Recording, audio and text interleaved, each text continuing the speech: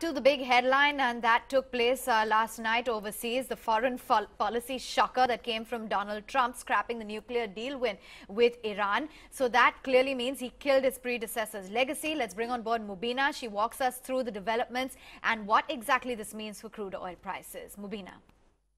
Trump has regularly displayed this pattern of essentially making threats and then backtracking on them, but not this time. He has gone through with those sanctions. He has withdrawn the US from that nuclear accord of 2015-16. And, I guess any sort of indication towards this step being taken by Trump was already given to us when he appointed two Iran hawks, if I may call them that, Mike Pompeo as well as John Bolton in his inner circle. But the question is, what happens next? Well, firstly, the sanctions on oil prices will kick in the next 180 days. So nations will have to start reducing their imports of crude oil from Iran. And of course, US would sanction unsupportive countries as well towards their quest. The deal is certainly nuked, so which means that it'll be risky for companies to continue working with Iran. There is a risk of Iran as well resuming its nuclear program. Oil prices, of course, would further spike due to lower Iran output, or should I say lower Iran exports. There's also China and Russia, which could be biggest winners. The relations between France, UK and USA may be slightly strained because do remember, we did have the France and UK leaders traveling to the US to convince Donald Trump not to pull out of the accord. There's also, of course, the risk of conflict because there is a possibility of another Middle Eastern war that is likely.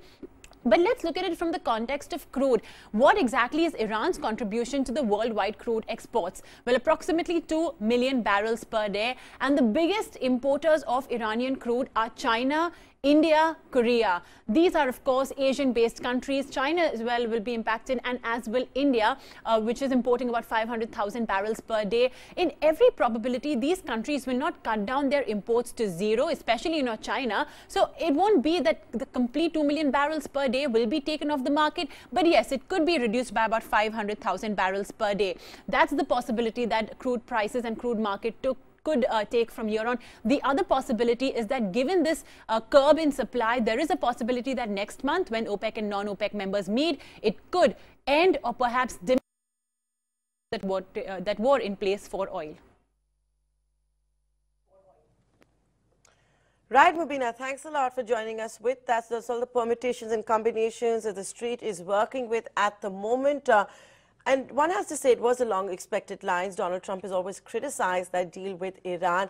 So it was just maybe, expected that he would walk out of it. We are, of course, awaiting the kind of sanctions that will be put into place and by when. He's also preempted the need to come out with that announcement.